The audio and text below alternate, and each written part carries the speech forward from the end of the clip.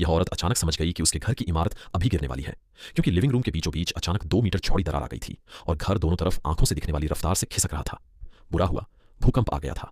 औरत तुरंत सीढ़ियों से नीचे की तरफ भागने लगी, लेकिन आदमी के पास भागने का कोई रास्ता नहीं था। वह सिर्फ उस दीवार की दरार से होते हुए नीचे की बालकनी पर कूद सकता था। जल्द ही दोनों किसी तरह पावी मंजिल पर पहुंच गए। तभी एक भारी सीमेंट की स्लैब ऊपर से गिरी और आदमी के ऊपर जा गिरी। वह सीधे पावी मंजिल से गिरकर चारही पर जा टकराया। अब वह इमारत का हिस्सा भी गिरने को था। औरत ज्यादा सोच नहीं पाई, उसने दौड़ लगाई और जैसे कोई मेंढक हो वैसी छलांग लगाई। ऐसी छलांग जो शायद 90% औरतें कभी न लगा सके।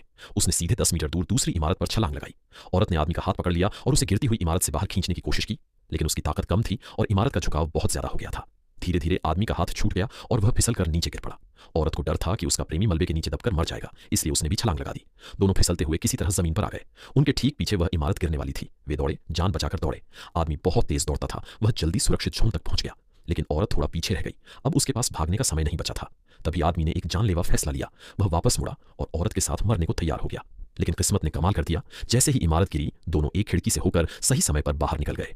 जब धूल धुआं छंटा तो देखा गया कि दोनों चमत्कारिक रूप से जिंदा हैं।